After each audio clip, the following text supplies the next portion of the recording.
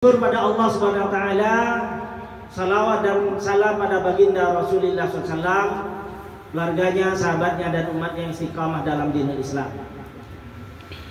Ibu-ibu yang dirahmati Allah, kenapa kita harus umroh? Kan umroh itu melaku tok, Pak.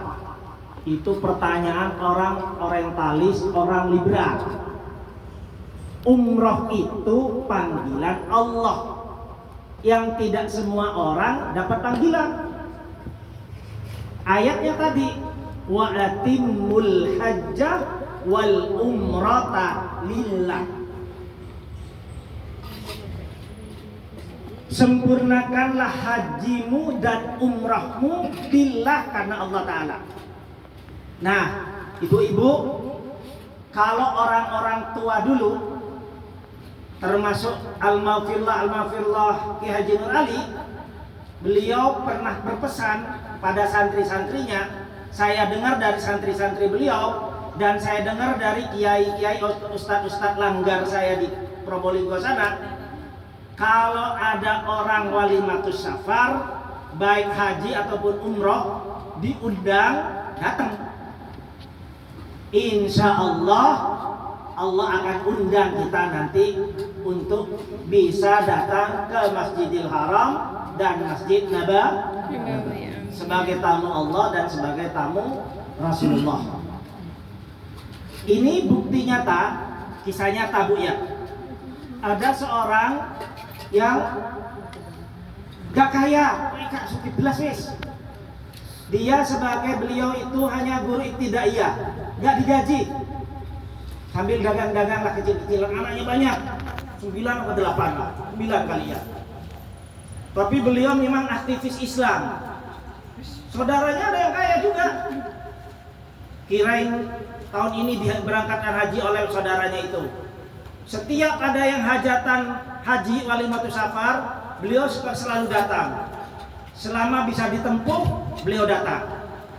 Diundang gak diundang, beliau datang. Akhirnya suatu ketika, udah lama juga ya, masih hajinya masih pakai itu, Pak, masih muda, masih makannya masih masak.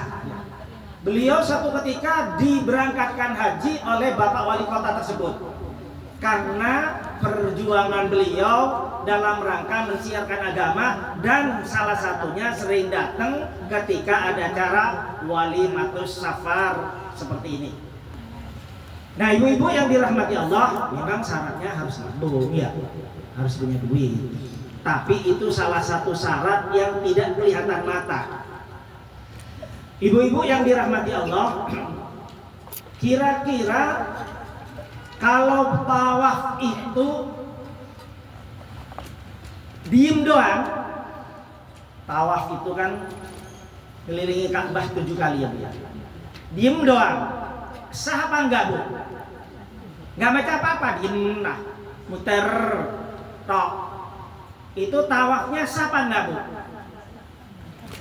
Iya, Bu, sah.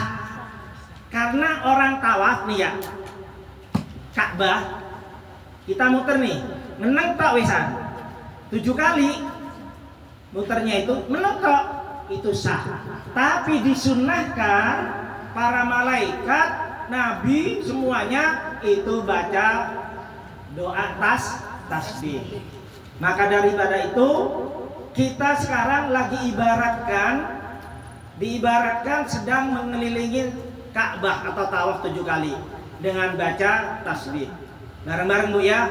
Bismillahirrahmanirrahim. Subhanallah walhamdulillah wa la ilaha illallah wallahu akbar. Subhanallah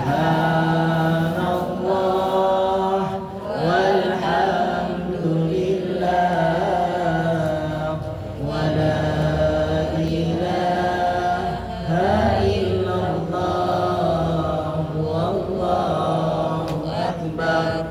Subhanallah walhamdulillah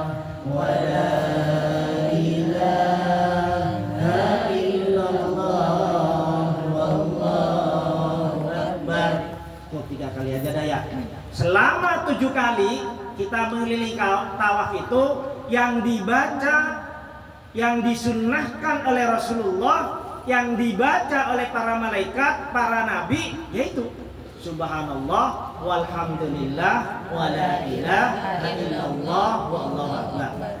Malaikat itu kerjaannya memang tawaf. Malaikat itu bertasbih, salah satunya tawaf. Maka dalam Al-Quran, apakah kurang ya Allah kami ini yang selalu bertasbih padamu? Walau apa itu yang di Al-Quran itu, saya akan ciptakan manusia di muka bumi ini sebagai pemimpin dan seterusnya. Lalu malaikat protes, apakah kurang kami ya Allah sebagai hambamu yang selalu bertasbih padamu? Dijawab oleh Allah, saya lebih tahu daripada engkau, gitu dah. Kayak gitu. Nah, ibu-ibu yang dirahmati Allah, jadi orang haji, orang umroh itu kira-kira kalau menurut ibu hukumnya wajib atau sunnah? Jadi dalam kitab yang dikarang oleh Profesor Dr.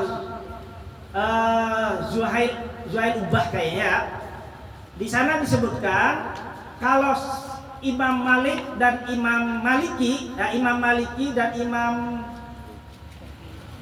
Hambali, bukan Hambali sama Syafi'i wajib. Imam siapa satunya? Malik dan Imam ada 4 bu ya. Maliki, Hambali, Hanafi. Imam Hanafi dan Imam Malik itu sunnah muakkadah melaksanakan ibadah umroh. Kalau Imam Syafi'i dan Imam Hambali wajib. Ayatnya tadi, wa atimmul hajja wal umrata lillah. Sempurnakan hajimu dan umrahmu lillah, karena Allah. Maka dari itu ibu-ibu yang dirahmati Allah, pesan yang pertama orang yang umroh